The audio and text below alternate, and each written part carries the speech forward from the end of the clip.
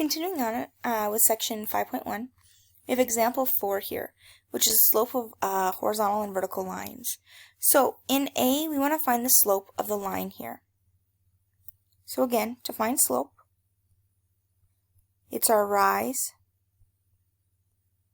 over run, which is our change in y's over our change in x's. My 2 points here,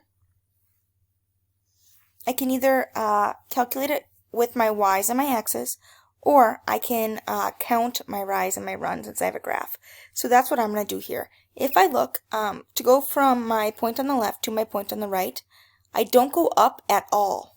My rise is 0, and my run is 5. When I simplify that down here, I get 0. 0 divided by a number is okay. It gives me 0. So 0 divided by anything, I used k for a variable there. It represents anything. Anytime we divide by a number, 0 by a number, we get 0. So here, my slope is 0. We could have got the same thing if we'd have used our points. So here, y2 minus y1, x2 minus x1 still gives me 0 over 5, which is 0. So we get to the same place whether we use our graph or the points themselves. Same thing here in B. To find our slope, it's rise over run, which is my change in y's over my change in x's. Here, I can count my rise. I go up 1, 2, 3. My run, to go from point 1 to 2, I don't have to go over at all. I don't go left and right at all. I have no run. And here, this is undefined.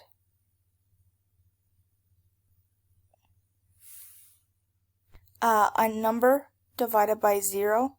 No, can't do that. It always gives us undefined. Okay, we cannot divide by 0 ever. So here we say our slope is undefined. And we can get to that same place if we use our points. So again, I set up my framework. y2 is 1 minus y1, negative 2.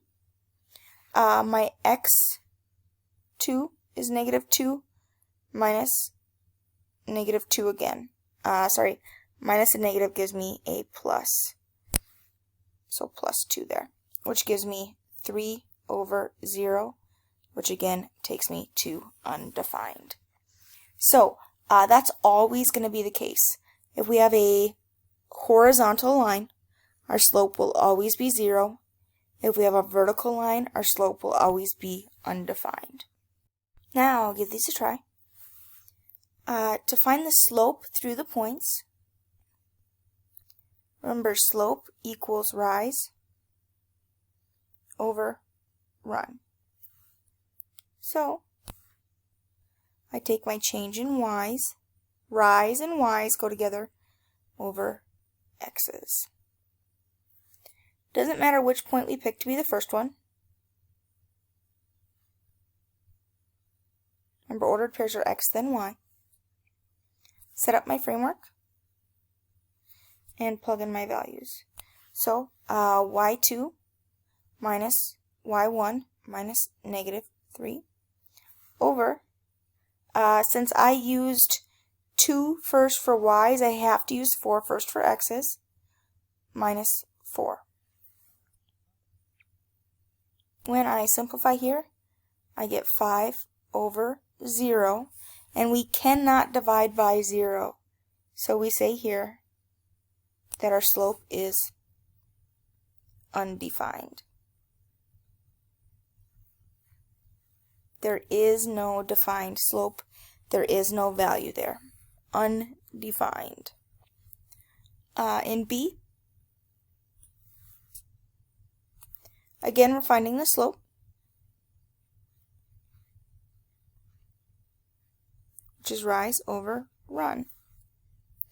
Remember that rise deals with our y's. It's our change in y's over our change in x's. Again, it doesn't matter which point you pick first, as long as you're consistent, and ordered pairs are x and then y. I set up my framework here. I subtract in the top and in the bottom.